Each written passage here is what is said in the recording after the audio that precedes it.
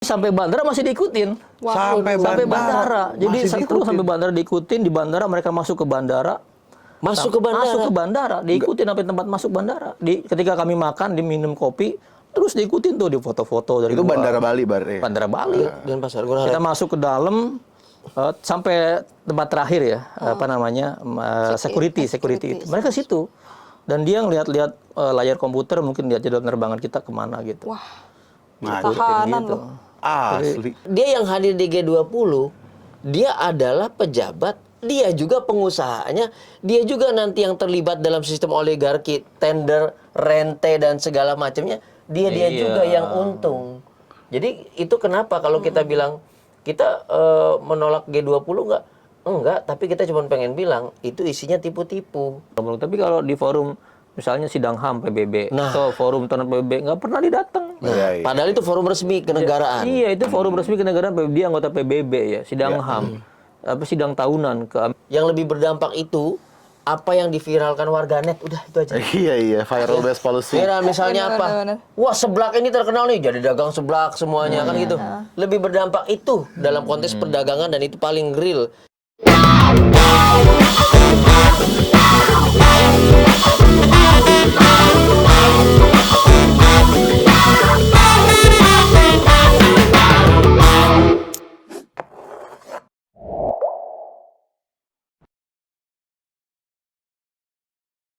Selamat pagi, selamat siang, selamat sore, dan selamat malam. Kapan dan dimanapun kalian mendengarkan dan menyaksikan podcast ini. Kembali lagi bersama Hamburger Podcast. Joke is not a crime. Wih, hari ini gue nongkrong nggak sendirian. Tapi gue kenalan dulu kali belum pada kenal. Gue Jess Gue Iva. dan dua temen nongkrong gue hari ini bukan orang sembarangan. Cuy. Tapi kemarin udah pernah ngeliat pasti Udah, Bapak ini udah. soal Kanjuruhan. Ini hari ini kita bersama Pak Isnur, Halo, Ketua selamat sore. YLBHI, dan lagi-lagi Pak Ijul, PBHI. Ngeri ya. Ngeri. Kenapa gue pengen ngobrol sama dua ketua dari YLBHI dan PBHI? Karena kemarin teman-teman YLBHI dan teman-teman PBHI itu waktu bikin acara di Bali, ketika merespon soal G20 ya Bang ya, itu direpresi. Itu gimana sih Bang ceritanya waktu itu Bang? Jadi kan kita ada beberapa acara. Yang pertama itu kita berkumpul, ngundang warga, ngundang teman-teman korban dan seluruh LBS Indonesia di kampus Udayana, lantai berapa, 4 atau 5 gitu, di parkiran gitu. Itu udah dijagain terus tuh, digangguin gitu. Tapi mereka kaget, belum siap kayak Pak Ijo. Jadi kita masih bisa berlangsung, kita ketat jaganya. Dan juga ada teman-teman masyarakat adat yang mendukung di lokasi karena mungkin pertama-pertama ya, dan masih jauh dari tanggal 15 gitu. Nah, hari keduanya kita mau konpres atas dasar pertemuan itu. Jadi warga menemukan bahwa sebenarnya di lapangan ya pelanggaran sangat tinggi dan G20 ini solusi palsu gitu. Sangat jauh dari membicarakan warga gitu. Intinya gitulah. Nah, hari kedua konpres kita nyoba tempat yang satu gagal. Dibatasi, nggak boleh dipakai. Restorannya itu, kafenya ditekan supaya nggak boleh ngizinin. Pindah ke tempat lain juga sama. Jadi di hari kedua kami gagal untuk menyampaikan ke publik hasil-hasil konpres gitu. Nah, di hari ketiga inilah tempat kami berkumpul. Yang di villa itu. Yang di Sanur. Dan itu tertutup. Kita nggak ada sama sekali ruang terbuka, bukan di kafe gitu. Nah, pagi itu udah mulai kumpul, mulai ngobrol, bahas internal, datang tiba-tiba siang. Ngaku pecalang itu kan, aku masyarakat desa, dan kami curiga ini pecalang bukan gitu. Dan mereka minta data, bikin surat pernyataan gitu-gitu. Ya udah kita kasih lah, berlanjut sampai sore. Nah, sore saya konpres memang. Saya konpres menyampaikan hasil pertemuan warga itu. Nah, tiba-tiba setelah selesai konpres, mereka langsung datang ke lokasi. Mereka menuduh kami live stream gitu. Dan mengurung kami, memaksa kami untuk keluar. Jadi, mana Isnur, mana ketua YLBHI gitu. Mana pimpinannya? Terus minta digeledah semua laptop sama HP, mau disita. diminta semua KTP kita sama mereka gitu. Dikasih bang? Enggak. Enggak. Iya, enggak bisa lah. Mereka masuk ke ruangan aja kan udah melanggar kan, privasi kan. Kita nggak ngapa-ngapain juga, nggak mengganggu sekitar gitu. Nah kemudian ditahan tuh, kita nggak bisa keluar. Jadi karena acara udah nggak kondusif, udah kami tutup, kami selesaikan, dibubarkan. Jadi emang supaya jangan berlanjut lagi gitu. Akhirnya kita mau udah selesai tutup, terus mau keluar nggak boleh. Sampai dari jam 5 sampai jam 8 tuh. Negosiasi makin banyak. Kadang-kadang 70-80 orang tuh di luar. Ngepung. Betul. Keliling. Mobil polisi tuh banyak banget di luar gitu. Itu bareng ada Bang Ijul juga. Sebagian enggak, beda acara ya. Tapi pada saat kejadian itu tanggal 12 tuh. 12. Nah, acara PBHI tanggal 14. Lucunya, kita diteleponin juga. Jadi Dibilangnya YLBHI. dibilangnya ini satu acara, satu agenda, satu rangkaian dengan YLBHI. Kalian sekarang di mana? Kira-kira gitu ditanyain. Nah, kita jawab aja, saya di Jakarta, Pak. Saya lagi bikin diskusi di Jakarta. Ke Jakarta aja, saya bilang gitu. Karena kita kan acara beda berapa hari, Iya. ya kan? Beda 2 hari. Ya, Tapi kayaknya itu yang kita bilang, kayaknya dia tahu nih registernya handphonenya Kang Isnur ke siapa. Wow. Jadi nyambung ke kita. Wah, acara kita masih berapa hari lagi? Kita kena ditelepon. Itu. Nah, malam-malam itu lanjut ya. Setelah negosiasi panjang ya kita juga ribut. Ya udah kalau emang mau bawa ke Polda, bawa aja ke Polda gitu. Saya bawa aja, tangkap aja kita. Kalau emang mau nangkep ya tangkap aja kesalahan kita apa gitu. akhirnya ditangkap. Setelah negosiasi akhirnya bisa keluar. Tapi sebagian yang tinggal nggak keluar. Nah, beberapa orang akhirnya kita pakai mobil keluar. Mobil yang saya tumpangi itu diikutin tuh. Sama 2 motor. Kita coba muter kemana-mana masih terus diikutin. 2 motor itu tetap ngikut tuh. Terus ngikutin. Terus sampai kita foto, dia ngumpat gitu ke ke sebuah kafe, ke gang buru-buru gitu. Sampai malam terus. Akhirnya kita nggak pulang dulu ke kosan kan, kita makan-makan dulu, masih diikutin juga gitu. Jadi kita akhirnya perlu berganti taktik, ganti mobil, ganti tempat tinggal gitu. Dengar-dengar katanya yang kayak misalkan, aku sih baca-baca juga ya. Ada yang kayak harusnya jadwal penerbangannya tuh kapan, tapi Ya, karena nah yang tinggal tapi malam tetap itu ngotot di tempat ditahan. itu ternyata masih dijagain. Jadi yang 9 orang itu bertahan, mereka masih dijagain, masih ditungguin. Berarti masih diisolasi Masih gitu diisolasi ya. di Ruang situ. geraknya Masih benar-benar diisolasi. dikunci ya. Masih diisolasi gitu. Apalagi ada direktur LBH Bali kan, motornya di situ. Jadi masih dianggap Fani itu di situ gitu. Sampai pagi lah mereka mau pulang. Ada beberapa yang memang udah harus di dalam penerbangan. Nggak boleh keluar. Nggak boleh. Jadi mereka mengepung sampai pagi dan ada yang mau keluar nggak boleh. Wah, Gitu. Jadi itu kaget, kita sebarin ke beberapa tempat. Akhirnya kayaknya ada tekanan dari atas ya. Ya. Kita pressure beberapa pihak, Komnas HAM atau apa gitu kita laporin. Akhirnya setelah negosiasi jam 8 sampai jam 11 tuh. Jam 11 baru boleh keluar semuanya. semuanya. Berarti ditahan dari Padahal kita masih punya waktu sampai besok sebenarnya di villa itu. Berarti kan ditahan dari jam 5 sore. Iya. Kemarinnya kan? Kemarin ditahan sampai 11 Sampai siang 11 besoknya. siang besoknya. Buset. Gitu. Terus gimana itu teman-teman, ada stok makanan minuman tuh? Iya, Akhirnya pada ya kelaparan. dikirim. Ada sih, ada. Kalau itu dimasakin sama yang punya villa gitu. Gila sih. Dan yang juga kita khawatir, kita punya acara juga konsolidasi tempat lain. Dan itu di assessment gitu oleh tim keamanan, beberapa orang gitu kayak saya, Direktur Bali nggak boleh merapat. Jadi jadi saya sebagai orang yang masih punya acara nggak bisa bebas bergerak gitu. Jadi disuruh ke assessment keamanan kan dikejar-kejar terus. Polisi datang ke tempat desa yang Direktur Bali, nanyain juga di mana dicari-cari gitu. Saya matiin HP, jadi saya nggak nyalain HP, matiin HP, ganti mobil, ganti tempat gitu, masih dicari-cari juga. Ngaco ya. Akhirnya pulanglah ke Jakarta, sampai bandara masih diikutin. Sampai bandara. Jadi Masih setelah diikutin. sampai bandara diikutin, di bandara mereka masuk ke bandara. Masuk ke bandara. Diikutin sampai tempat masuk bandara. Ketika kami makan, diminum kopi, terus diikutin tuh di foto-foto dari Itu luar. Bandara Bali berarti. Bandara Bali. Dan Pasar Gurah. Kita masuk ke dalam sampai tempat terakhir ya, security itu. Mereka situ. Dan dia ngelihat-lihat layar komputer, mungkin lihat jadwal penerbangan kita kemana gitu. Wah, Ngaco. tahanan Gitu. loh. Asli. Jadi kita merasa bahwa ini kita nggak bebas bergerak gitu. Ini ada semacam intimidasi. begitu nyampe di Bandara Jakarta masih ada. Nah, kami nggak tahu. Jadi kita langsung cepat bergerak. Yang penting keluar dari bandar. Gitu. Mungkin karena di Jakarta lebih besar kali ya. Besar, Lebih banyak besar orang, namanya jadi nggak iya. kelihatan. Nah, kalau pengalaman PBHI gimana waktu itu? Nah, jadi Gitu.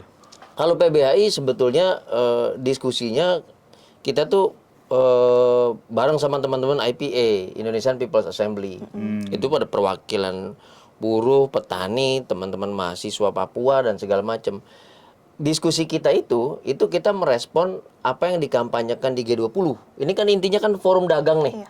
Nah, tapi kita mau bilang setiap hal yang dijual pemerintah Indonesia itu berujung pada pelanggaran HAM gitu. Berdampak pada masyarakat. Berdampak pada masyarakat langsung. Dampaknya misalnya dia jual konsesi food estate, ini kena gusur. Dia jual konsesi infrastruktur, ini kena represi dan segala macam. Kita mau ngasih bukti yang jelas. Makanya teman-teman udah nyiapin tuh, teman-teman mahasiswa nyiapin. Nah, kita udah ancer-ancer, kita bikinnya di kampus gitu biar aman. Utamanya setelah belajar kita dapat kok YLBHI benar-benar dikurung, di sweeping, dihajar begitu. Kita bikin di kampus. Nah, administrasi lengkap udah kampus. Yang ngajuin mahasiswa, teman-teman mahasiswa Udayana dari pengurus BEM dan segala macam. Sudah. Nah, awal-awal tuh diskusi aman. Mereka benar mobil banyak, tapi mobil pribadi ya, bukan mobil polisi. Terus motor juga banyak. Tapi dari perawakan terus ke meja, terus gantungan handphone di pinggang kita udah tahu lah mereka intel ya.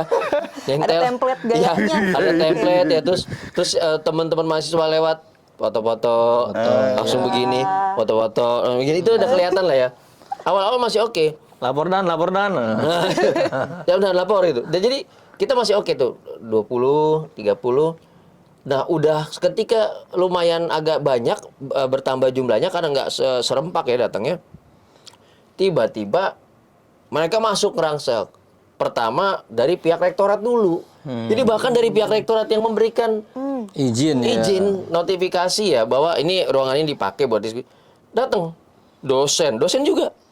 Dosen perwakilan rektorat bilang nggak boleh loh. Ini kita udah dapat izin ya, kertasnya dari kalian ya.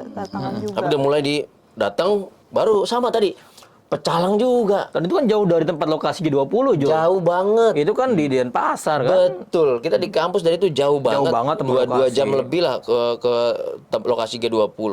Nah, terus mulai itu ormas pada naik motor datang. Jumlahnya memang banyak belasan. Terus yang terakhir adalah karena ini di kampus gedung-gedung dan ada pintu akses, dikunci loh pintu-pintu aksesnya itu. Jadi teman-teman Papua yang datang belakangan itu loh, kok nggak bisa masuk? Nggak boleh dilarang. Yang mau keluar juga jadi bingung. Teman-teman di dalam juga kekunci kan akhirnya. Nah, betul. Nah, yang mengerikan itu ketika di dalam itu langsung dituduh teman-teman. Satu, kalian bikin acara gunanya untuk Mengganggu. menciptakan konsentrasi massa yang bisa membatalkan G20. Ini kita berapa orang memang? Nggak mungkin Nggak nyampe ratusan gitu diskusi. Dan kita membahas data. Dia bilang sampai menggagalkan G20. Disuruh nutup akses ke Nusa Dua juga nggak bakal ketutup. Iya. Seluas itu akses menuju G20 kan dia membatalkan. Terus kalian juga sengaja menggagalkan rencana program pemerintah ini untuk investasi. Wah, ini bahaya. Tapi kan kita tahu hal ini yang sering digaung-gaungkan. Iya. Padahal kita bilang, Bapak ikut diskusi aja, bantah data-data yang kita paparkan bahwa hasil skema investasi ini berdampak pada masyarakat, berdampak pada pelanggaran HAM di bidang pertambangan, infrastruktur dan segala macam. Tapi Tapi kita nggak demonstrasi sama sekali juga. Ya. Nggak ada Boro-boro. demo ke jalan, nggak ada di Nggak ruang ada. tertutup di kelas. Iya. makanya kita bungkusnya dalam diskusi di dalam kampus. Tapi justru tadi pihak kampusnya juga melarang dan segala macamnya. Nah, sampai kemudian bedanya kalau di teman-teman YLBHI kan dia langsung ngincer nih. Pimpinannya siapa? Kang Isnur. Direktur YLBHI Bali siapa? Fani. Langsung diikutin kepalanya gitu. Nah, karena ini kita kan teman-teman mahasiswa kan yang Papua ke arah sini kosannya rame-rame. Biasanya mereka ngumpul yang ini ke sini. Nah, beberapa diikut-ikutin. Tapi di tengah jalan dia udah melihat nih, ini kelompok A, kelompok B, kelompok C. Nah, itu yang kemudian diambil satu persatu. Jadi pada saat hari H itu kita sempat kehilangan 11 anggota dari total 16. Yang satu kena panic attack, perempuan masuk rumah sakit, panik orang pasti dikuntit, diikuti, kaget, diteriakin. Utamanya karena pecalang itu, pecalang dan ormas itu loh, yang identik dengan kekerasan. Betul. Yang 2 sempat dibawa ke suatu tempat, tapi dia juga nggak tahu itu tempat apa. Jadi bukan kayak penculikan gitu dong. penculikan, Ya, kayak gitu. Jadi bisa, bukan kantor polisi, bukan kantor TNI, nggak tahu. Terus ini siapa yang ngebiayain? Siapa yang ngongkosin kalian dari Mataram? Siapa yang bikin acara snack dari siapa? Seperti itu. Sampai besoknya baru sudah mulai pada pulang. Ya syukurnya nggak ada fisik apapun yang kena. Cuma mereka kaget ketika mereka diangkut, dibawa, alasannya supaya tidak mengumpulkan massa berkonsentrasi untuk menggagalkan. Ini kan Sorry. absurd, luar biasa absurd, jadi nggak masuk di akal. Kita diskusi di dalam ruangan kampus, gitu. Tapi memang ketika pulang ya sudah dipantau agak jauh, ngelihat teman-teman udah pada kos-kosan masing-masing segala macam, lepas. Sebagian sudah ke kayak ke asrama mereka, udah nggak ada yang pantau. Dan nggak seperti YLBHI. Kalau YLBHI ditongkrongin kan dia kan. Ini kayak diisolasi gitu kan, kalau YLBHI ditongkrongin. Kita begitu udah pulang bubar, udah dilepas. Cuman kita ngutus beberapa tim untuk memastikan yang 16 orang tadi, sampai kita tahu 1 panik attack ke rumah sakit, yang 2 dibawa ke suatu tempat kita nggak tahu, yang 11 digiring cuma ditanya-tanyain beberapa jam, habis itu dilepas. Jadi gitu. Jadi suasananya betul-betul kita nih kayak Iya, dan mereka berulang kali ngucapin acara kalian nggak ada izin, gitu loh. Padahal betul, sebetulnya Ya kan diskusi, ngobrol di ruang gathering, masa harus ada izin kan? Iya. Nggak ada izin, nggak ada izin, dan itu wilayah yang itu bukan wilayah yang dibatasi. betul. Jadi yang namanya Sanur, Denpasar itu nggak dibatasi, itu jauh sekali dari wilayah lokasi. Betul. Jadi gitulah. Nggak masuk ring 1. Katanya kan penyelenggaraan G20 ditetapkan ada ring 1 demi keamanan, dibatasi, perwakilan pembatasan. negara, publik nggak boleh akses. Orang kita jauh betul dari situ kok. Kalau di PBHI kita udah pegang izin nih dari kampus. Tuduhannya adalah kegiatannya membahas yang tidak sesuai izinnya. Emang izin. Aduh. Ya intinya gitu, intinya pokoknya dia pintu masuknya dari izin. Nah ini makanya ada kaitannya dengan RKUHP yang pokoknya soal izin-izin deh. Wah, kalau ngomongin RKUHP ntar dulu, Bang. Oke, biar nggak ngajelimet nih orang. Betul. Itu penting juga kita bahas nanti. Betul. Tapi inti dari YLBHI maupun PBHI untuk ngadain acara di sana tuh apa sih? Maksudnya apakah hanya untuk menyikapi atau merespon G20 atau ada advokasi lain kah? Kalau dari PBHI agenda utama tuh konsolidasi dulu korban itu dulu. Jadi kalau korban tuh kalau ketemu saling cerita dia makin kuat, dia makin semangat untuk terus berjuang, itu yang pertama. Yang kedua adalah memang perwakilan negara asing ini perlu tahu bahwa investasi swasta dari negara asal mereka, bagaimana kelakuannya di Indonesia dan bagaimana dampaknya di Indonesia, ini juga perlu tahu. Dan kita sampaikan fakta, misalnya investasi perusahaan dari negara A gitu di Indonesia di bidang pertambangan mengakibatkan kerusakan. Ini manusianya loh, ini korbannya loh. Jadi ini faktanya. Iya. Kita ngomong gitu kira-kira, dan itu hal yang sederhana.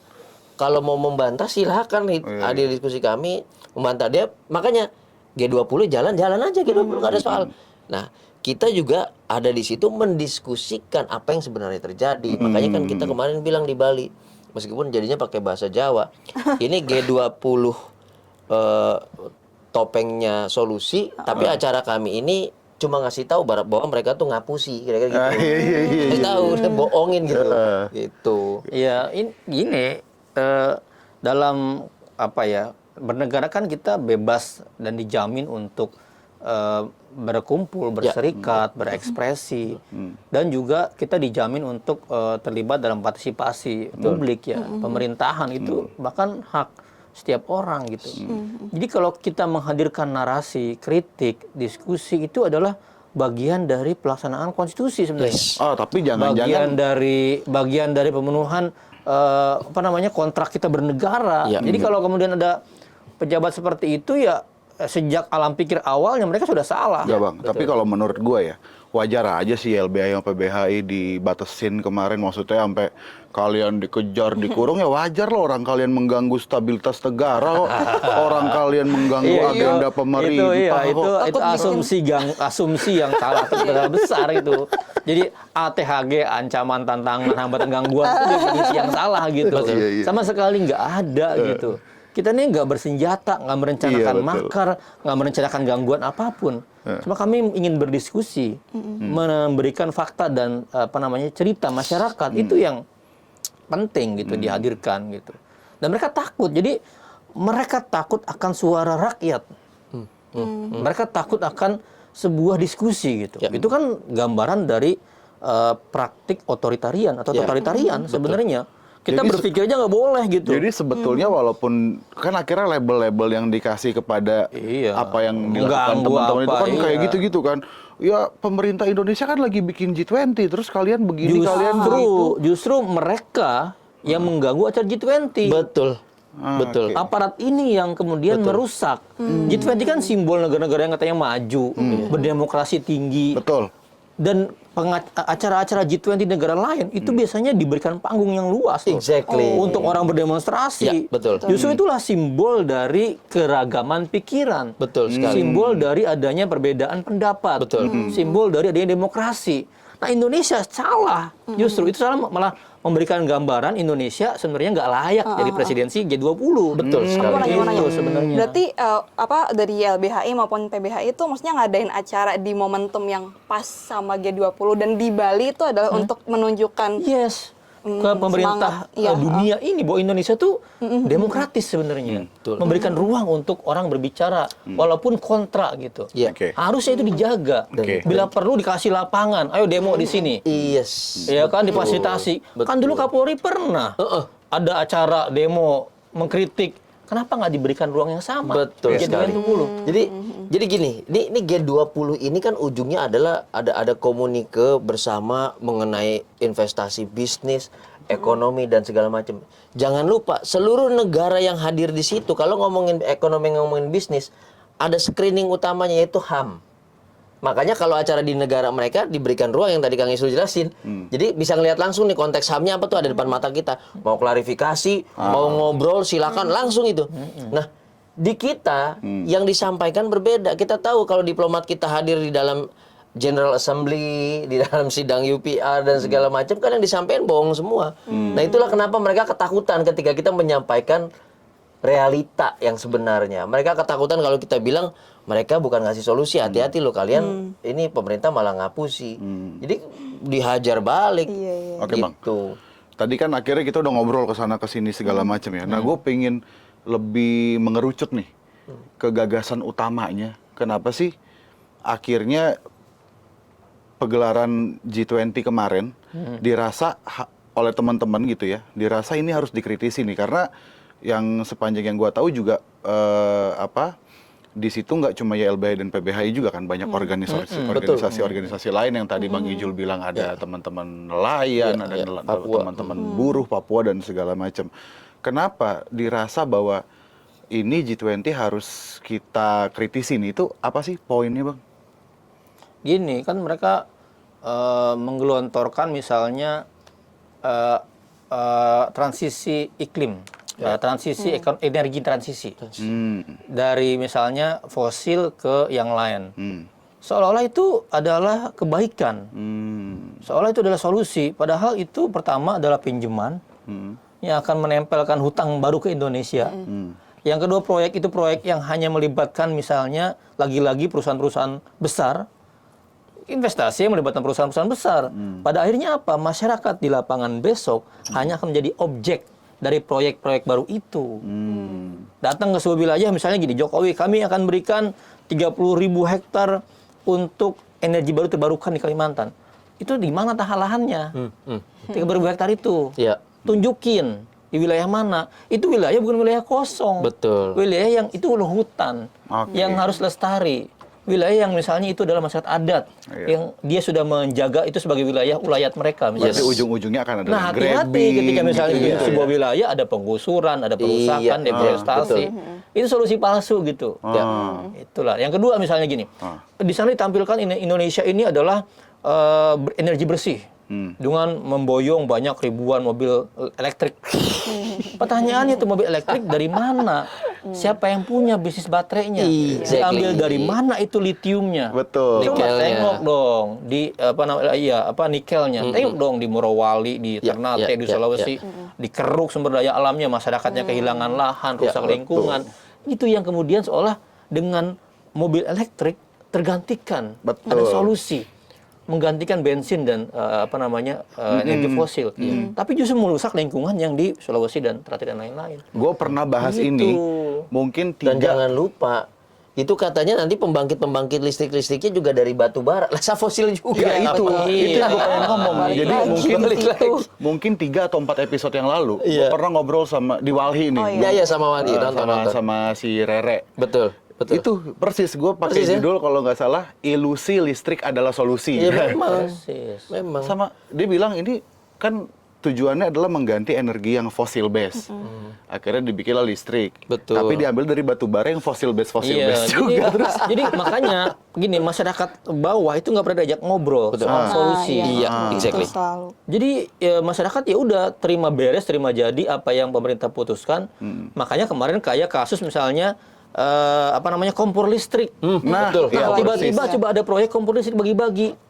Ya Iya, kan? iya. Dan itu kan Meskipun- dianulir sama Jokowi. Iya, Ya, betul. Artinya meskipun apa? ajarnya Artinya batal. ada banyak orang yang mencari rente, mencari keuntungan di proyek gitu. iya. Siapa yang punya bisnis mobil listrik? Ya kan? Cek aja Iya. kepala KSP bagaimana? Betul. Menko Maripes bagaimana Betul. mainannya? Ada nggak kepentingan dia Menteri dan BUMN. apa proyek yang dihasilkan? Ya. Tapi memang ada mainannya mereka. Itu kira-kira. Oh, jelas Iya, ada. pemilik. Gimana tuh?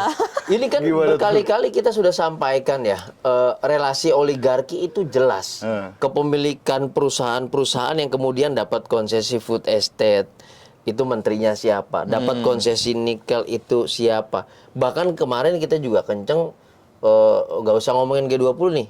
Yang soal inilah, obat COVID segala macem, itu kan punya Oh, iya, siapa? iya. Itu kan jelas relasinya. Dan kita sudah berkali-kali Ivermectin. melakukan. Iya, itu Ivermectin yang itu. dilaporkan Iya, iya. Muldoko. Nah, Iya, itu iya. yang kemudian menjerat teman-teman Dilaporkan ICW. balik ya kan. Nah, itu kan fakta yang kita ungkapkan. Oleh karena itu mereka takut untuk mendengarkan fakta itu. Jadi sebetulnya kenapa kita mesti merespon G20? Kenapa ini ngapusi bukan solusi?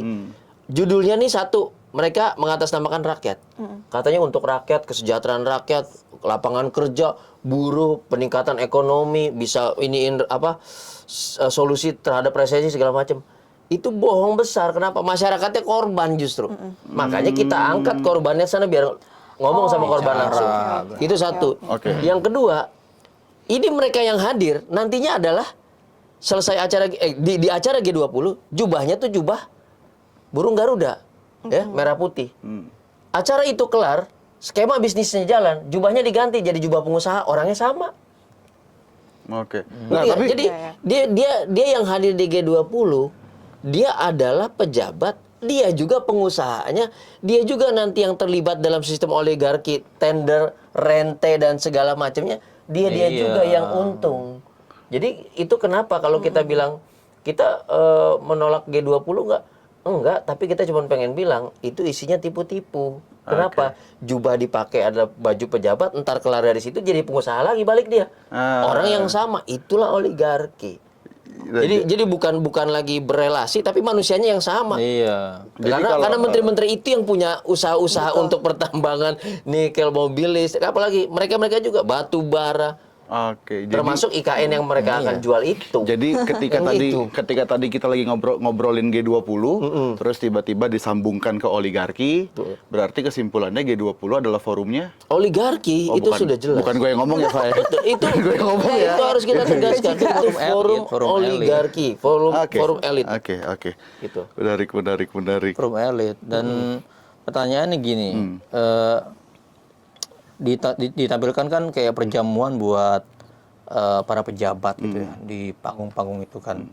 Pertanyaannya dikasih nggak forum-forum masyarakat berbicara Iya. di situ di forum itu bersama mereka. Ada forum namanya C20 dibuat, tapi nggak terdengar tuh. Apa kemudian diterima oleh mereka masukan C20 sejauh mana diskusi-diskusinya gitu. Jadi ya kita melihat ini forum-forum kayak panggung sandiwara atau enggak? Exactly. Panggung sandiwara C20, gitu. Dan R20. acara itu menghabiskan 650 miliar lebih. tuh acara itu dari mana? Setiap aparat yang diberangkatkan, duit yang keluar, makanan yang disajikan itu duit pajak rakyat gitu loh. Dan kita berhak bertanya untuk itu. Betul. Karena itu uang masyarakat, uang rakyat. Itu uang pajak kita, Jis. Iya, Jadi itu kalau dibangun sekolah berapa sekolah itu? nah, sementara kita masih dihadapkan pada situasi apa? Korban kanjuruhan aja belum dapat Nah, kompensasi. iya, Apalagi yang banyak enggak obat kemarin juga dari obat belum. sirup batuk gitu. obat batuk sirup yang anak itu belum juga dapat pemulihan segala macam, dipakai ke situ kan hebat. Gitu. Ini malah dibuang-buang ke Bali, bahkan dancer-dancernya ngeluh tuh di medsos tuh. Satu hari bisa berapa belas kali nari cuma untuk nyambut pejabat-pejabat itu. Buset. Bayangin, ya, ntar yang dijualnya kan ini demi merah putih, ini demi bangsa, demi negara. Pulang dari situ keuntungannya pengusaha itu masing-masing, bukan kita. Itu. Misalnya gini, sebuah kehaluan ya, haluan. Halo. Ada seorang menteri yang jualan food estate, jualan singkong. Singkong Indonesia akan mampu memberikan makan 8 miliar penduduk. Halo, ini halo dari mana ini ya kan? Coba bayangkan, mereka berpikir soal jangankan buat luar negeri, Indonesia aja lagi krisis beras sekarang. Betul. Iya. Apa singkong yang dia tanam aja gagal? Gagal total. Kalimantan Tengah, tadi kampanye sama teman-teman di sana. Sekarang dia halu, gitu loh. Kehaluan itu ditampilkan di muka publik. Iya. Dan itu tipu-tipu yang kita bilang. Selalu tipu-tipu yang kita bilang. Jadi dan kita juga tahu yang hadir di situ itu kan nggak semuanya pemimpin negara yang 1000% pro terhadap HAM. Di negaranya juga bermasalah. Dia juga mendiamkan kok perusahaan-perusahaan, investor-investor yang dari negaranya melakukan investasi yang melanggar HAM di Indonesia gitu. Misalnya dalam sawit, apalagi batu bara, pertambangan. Itu kan banyak yang dari negara luar ya. Kita sebut aja misalnya Freeport Papua. Ada Amerika di situ. Misalnya gini, DPR kemarin protes di RDPU sama Kementerian apa gitu. 90% pabrik nikel Iya, itu betul. adalah dari SDM. Cina. Iya. Ya kan? Kan lucu sekarang, lu undang presidennya yang mengakibatkan ini banyak. Tuh nggak nyambung jadinya. Iya. Nggak nyambung. Tapi gini, gue kan juga dengar cerita sama teman-teman yang baru pulang dari Bali ya. Iya. Nggak cuma ya LBHI, nggak cuma PBHI, tapi banyak tuh teman-teman lain yang juga mengalami hal-hal serupa lah, kurang lebih ngerasa dikuntit dan segala macam, dan mereka ke situ juga dalam rangka melakukan protes terhadap G20. Ya. Kita bisa sebut Greenpeace misalkan yang dalam proses naik sepedanya di Probolinggo dijegat gitu ya. Naik sepeda itu jadi dosa sekarang ya. Naik sepeda jadi perbuatan terlarang gitu. Enggak kalau anggota DPR. Bahkan minta jalur khusus bisa. Tapi maksud gue sebegitu gedenya ya upaya, maksudnya sebegitu ngototnya ya pemerintah ini untuk membungkam suara-suara yang mencoba kritis terhadap G20 ya. Ya makanya gini. Ini kan cuman ada dua kemungkinan. Ketika negara ngotot banget gitu ya. Sampai melakukan represi yang berbahaya seperti ini. Kepentingannya apa? Kalau kepentingan rakyat, ya nggak mungkin lah orang rakyat yang direpresi kok. Betul. Korban yang datang malah nggak boleh ngomong kok. Kepentingan cuma dua, uang, ya kan? Kalau nggak uang, ya keuntungan. Ya keuntungan ini dalam bentuk yang lain juga bisa, kekuasaan bisa dan yang lain. Nah ini yang kita lihat. Intinya cuan lah ya. Cuan, yang kita lihat mereka gontok-gontokan di Senayan, gontok-gontokan di pemerintahan, ya kan cuma dua ini doang. Mana pernah mereka gontok-gontokan demi kepentingan rakyat. Makanya tadi kalau pertanyaannya kegiatan YLBHI, kegiatan PBHI mengganggu stabilitas nasional. Hey, yang kalian lakukan investasi yang menyebabkan kerusakan ini, rente, korupsi proyek segala macam, singkong dan segala macam. Itu yang justru mengganggu stabilitas nasional, bukan kita. Kenapa nasional kita nggak stabil? Karena dari acara-acara begitu timbul utang yang menumpuk. Lalu bilang, oh iya nanti dibayarkan lewat anak cucu kita. Enak aja. Ya kan? Wadaw. Lalu Lo mau kita bayar? terjadi inflasi, ya kan? Mau nggak?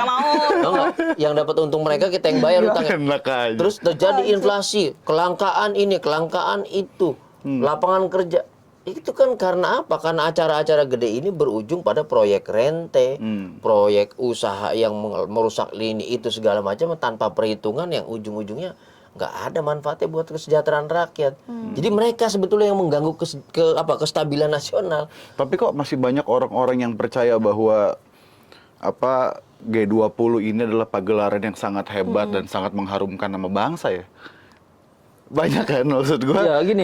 Ketika kita kemarin ngelihat di sosial media gitu ya, ada updatean soal PBHI dipersekusi, YLBHI dipersekusi. Cuman kan kita bisa lihat tuh Ya, di makanya kan gini komen-komen loh. Instagramnya. Ini negara bukan negara panggung sandiwara yang dihadirkan sebuah panggung, dramanya sangat luar biasa, epic ya kan, simbolik, megah gitu. Sementara di bawah panggung orang diinjak-injak. Iya. Bukan itu di negara di mana tugas negara itu jelas di konstitusi ada, melindungi segenap bangsa Indonesia, mencerdaskan teman bangsa sampai mewujudkan keadilan sosial. Itu fungsinya. Bukan kemudian menghadirkan sebuah proyek kolosal yang orang berdecak kagum, tapi di bawahnya orang kelaparan semua, di mana-mana konflik, rusak lingkungan, bukan itu. Itu makanya kalau ada satu, dua atau bahkan sekelompok orang yang mengatakan, wah ini pagelaran atau perhelatan yang hebat, mengharumkan nama bangsa, itu bagian dari marketingnya G20. Cek aja kalau nggak bagian humas, bagian marketing promosi, ya paling nggak dia juga dapat cuan lah. Sepeser dua peser yang penting ngegembel aja di acara itu. Tapi gitu kalau loh. teman-teman lo, Fah, kan maksudnya kita kan generasi kita agak lumayan banyak gapnya nih Bang Seh. Antara Mas Sama dia Isnur. seangkat, ya kan? Yoi, lu tua ya kan? Oke, sekian.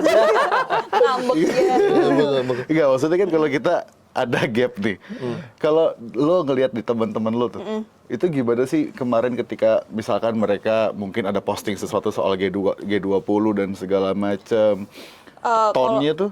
Tone-nya sih lebih kayak ke apa namanya, kalau aku juga lihat Twitter teman-temanku atau kayak postingan-postingan big account gitu di Twitter, mereka sih lebih fokus ke apa, visual of the event gitu ya. Bener, emang fokusnya ke panggung itu kan ya, seperti dibilang tadi. Cocok itu. Kisah presiden berfoto di buah mangrove itu kan, ini presiden apa foto model sih? Kan gitu loh.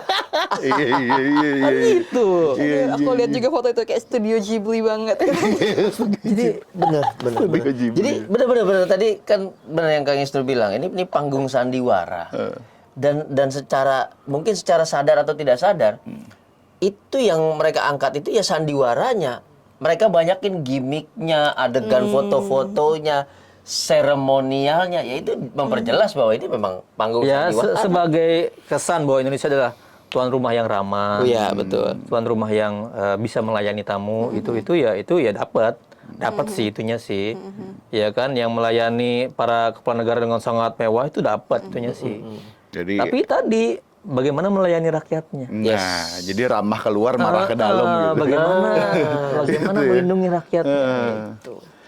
Tapi di samping mewahnya acara ini gitu kan, tapi kan acara ini kan udah berlangsung, terus gede, terus mengeluarkan hasil juga gitu. Maksudnya apakah ada setidaknya sisi positif gitu dari perhelatan G20 ini gitu?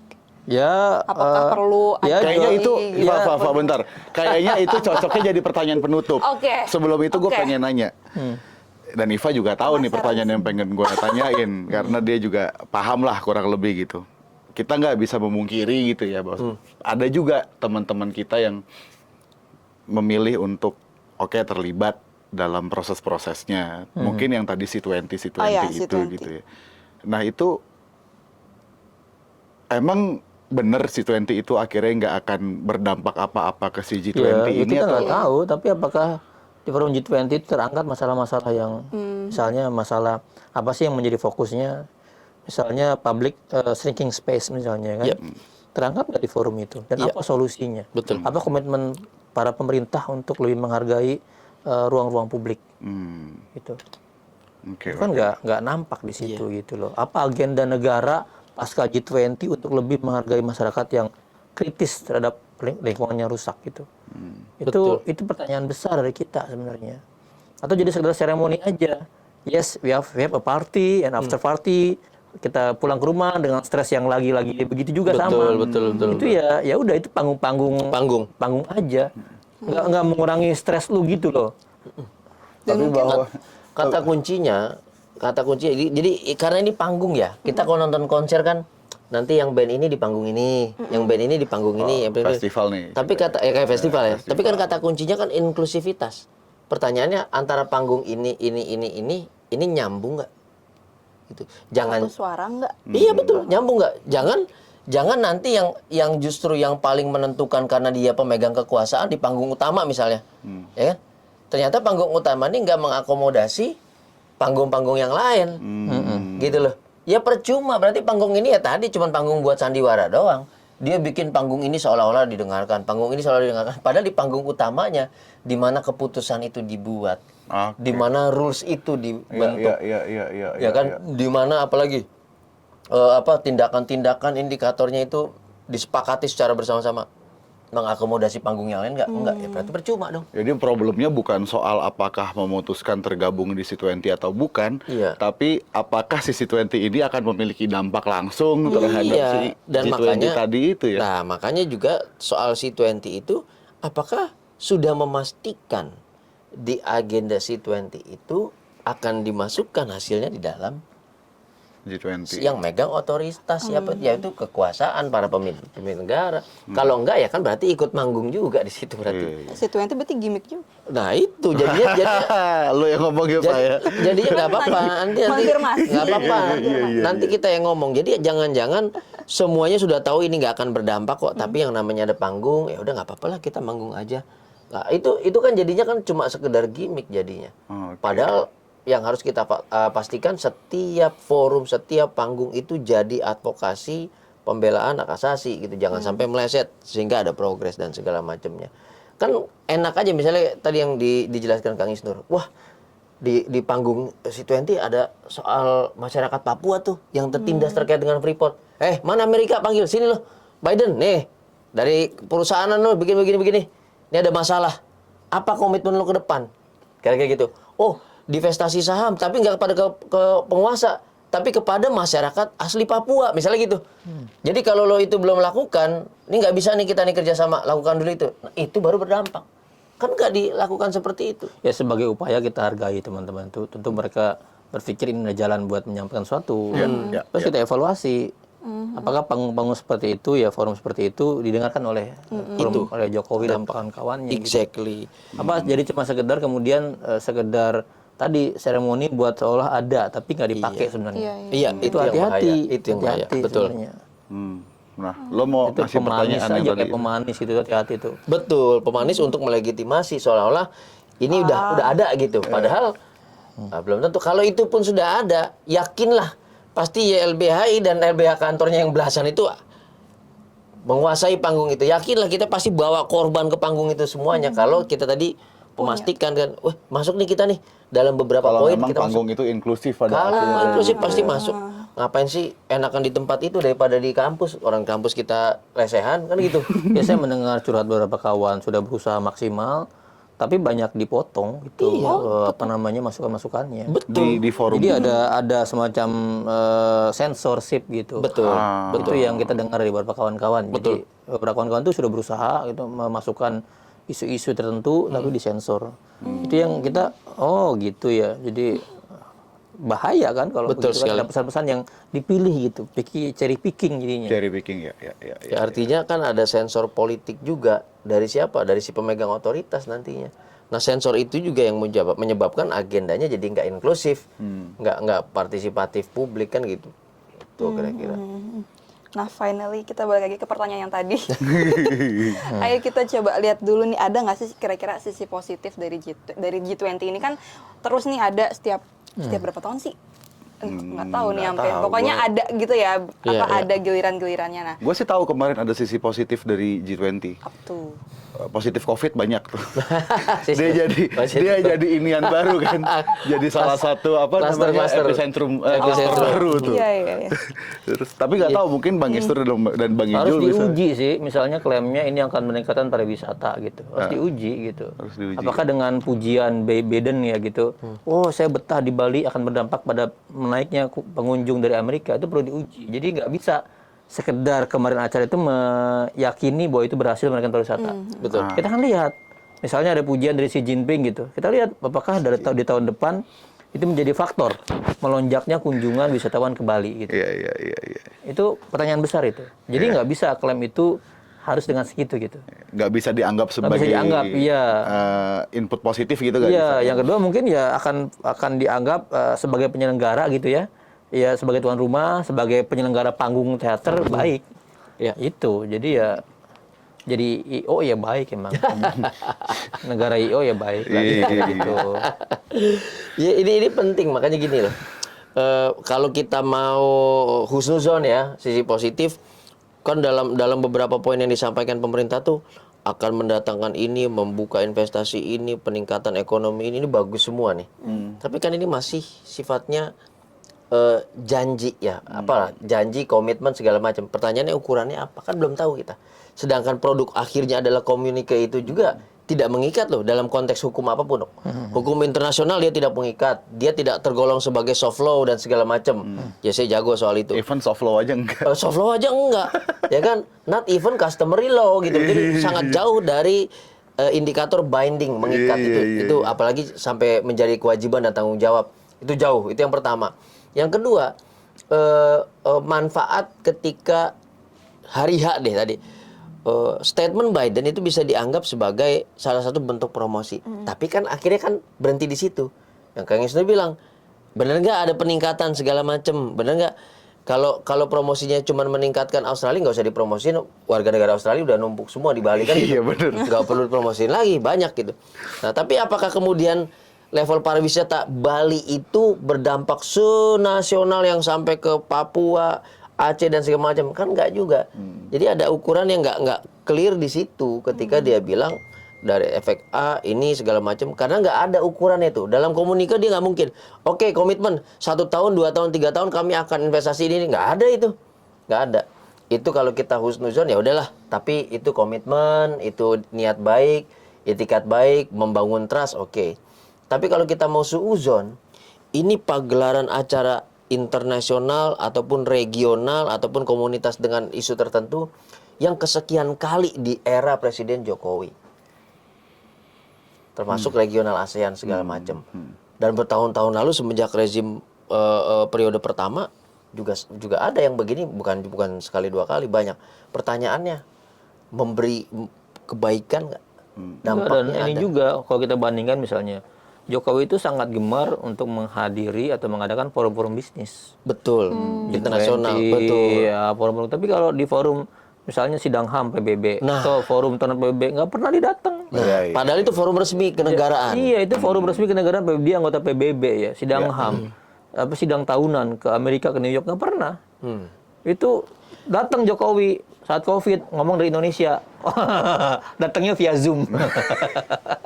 Tapi bukan karena kendala bahasa Inggris dong, bukan dong. Bukan. Tapi dia karena Itu nggak datang Mbak ke sana. Jadi ada kira-kira kita bisa melihat fokus perhatian semangat yang imbalance gitu. Betul. Antara tugas fungsi pokok dia sebagai presiden yang melindungi tadi yang saya bilang ya, yang memajukan kemanusiaan dan keadilan tuh nggak kita lihat. Gitu. Ya. Tapi untuk faktor melempangkan karpet merah buat investor, yes. Gitu. Ya mungkin karena latar belakang dia pedagang. Jadi forum perdagangan dia hadir, sedangkan forum kenegaraan dia nggak hadir kan gitu. Mungkin juga. Tapi itulah kalau kita lihat dampaknya sejauh ini banyak forum regional kayak apa kayak komunitas apa kayak kita belum ada dampak itu sampai sekarang. Ya, yang lebih berdampak itu apa yang diviralkan warganet, udah itu aja. Iya, viral based policy. Viral misalnya apa? Benar. Wah, seblak ini terkenal nih, jadi dagang seblak semuanya kan gitu. Lebih berdampak itu dalam konteks perdagangan dan itu paling real yang dirasakan oleh Oh, dading Mang masyarakat. Oleh. Oh, dading Mang Oleh. Banyak yang dagang itu laris manis semuanya. Jadi seblak itu lebih berdampak ketimbang G20 kawan-kawan. Kayak Citayam Fashion Week kemarin tuh. Nah, Citayam karena seblak itu jujur. iya. Citayam Fashion Week itu jujur. Iya. Nah, kejujuran itu yang nggak ada di Nusa Dua gitu. Nggak ada di Nusa Dua dan nggak ada di Nusantara. Gitu ya. Iya gitu. Apakah itu cukup kuat untuk menjadi statement penutup atau enggak tuh Pak Ijul? Cukup sangat kuat untuk jadi statement penutup bahwa ini G20 bukan sebuah ajang untuk mencari solusi, tapi justru ajang untuk ngapusi. Nah, kalau statement penutup dari Pak Isnur? Ya gini, kembalilah ke tugas pokok fungsi presiden, negara, pemerintahan yang sejati. Apa itu yang sesuai mandat Undang-Undang Dasar, melindungi, mencerdaskan, bukan kemudian menampilkan sosok pencitraan yang baik-baik. Ya udah cukuplah pencitraannya.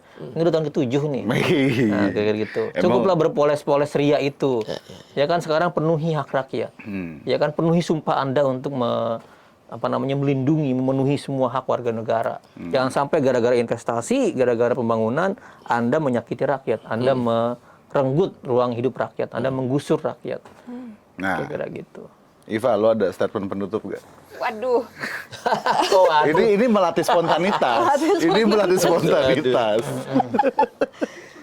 Ya, sebenarnya setuju sih sama Pak Istor dan juga Mas Ijo. Maksudnya memang G20 ini aku mempertanyakan sih kenapa dia fokusnya hanya di ekonomi dan in perspective of pokoknya terlalu grand lah untuk kita yang sebenarnya banyak yang perlu diperbaiki gitu. Oke. Jadi ya udah statementnya adalah tolong kembali ke tugasnya ya.